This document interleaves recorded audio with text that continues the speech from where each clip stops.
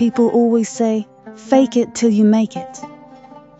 I just didn't expect to accidentally become a prophet, because for the past 10 years I've been pretending to be psychic, and business was booming. I wore crystals I bought on clearance.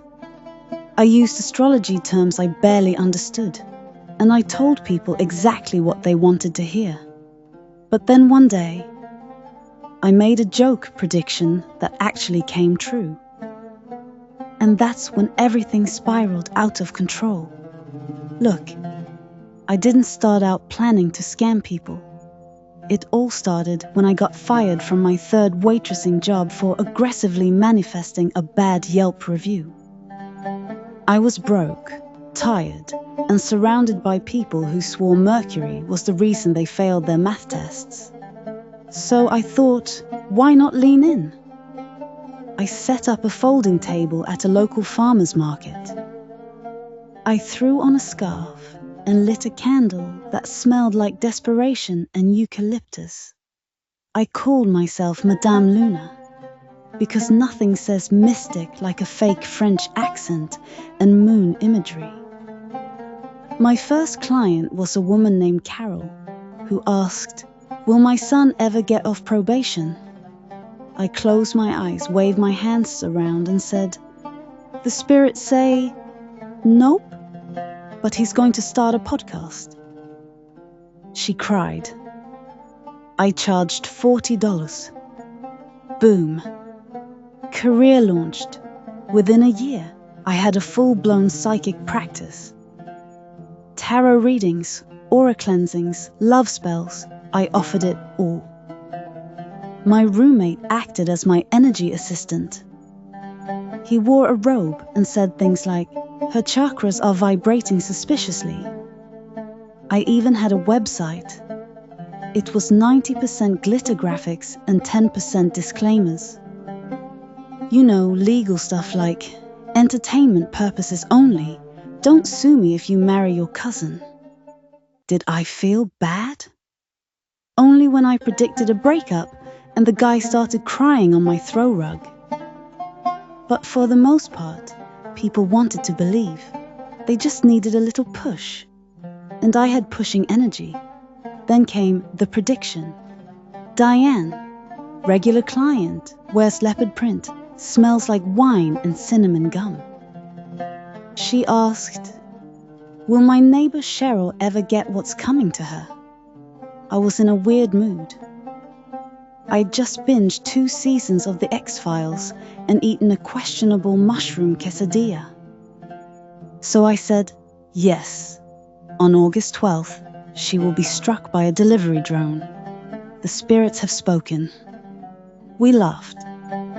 I charged her $75. Fast forward to August 12th. I'm sipping lukewarm tea and watching cat videos when I get a text. OMG. Cheryl just got hit by an Amazon drone. You're a goddess. I thought she was kidding. She wasn't. Cheryl had been out walking her schnauzer when a rogue drone delivered justice and a weighted blanket to her forehead. I panicked. What if Diane tells everyone? What if the news gets out that I'm accidentally accurate? I had no idea how right I was. Suddenly, my bookings tripled. People were obsessed with me. Tell me who wins the election. Is my husband cheating? Where are my car keys? Some even left offerings. I got incense, jewelry, and one weird guy left a ham sandwich for the ancestors. I made another prediction. Totally random, just to mess with a girl who ghosted me in high school. I said, "Within 3 weeks, you'll break your ankle," while roller skating to a Celine Dion song. 2 weeks later, she DMs me. "WTF, how did you know?" Apparently she was drunk at a bachelorette party, wearing pink skates and belting "My Heart Will Go On." The universe was mocking me. Or maybe I was psychic. No, No, that's how cults start. The pressure got unbearable. I had to start making my predictions more vague, more old-school psychic. Stuff like, you'll face a challenge involving the number 4 and something sticky. People ate it up, but deep down, I knew this couldn't last. And then, I got a visit from a government agent. Yup, turns out someone reported me for predictive fraud. Whatever that means, I was terrified. But all the guy wanted was a reading.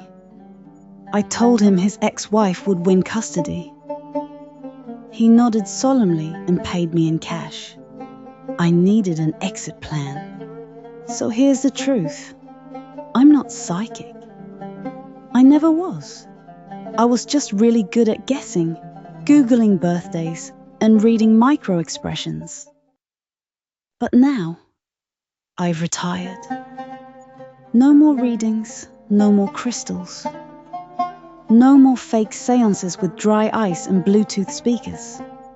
I work at a used bookstore now. It's quiet.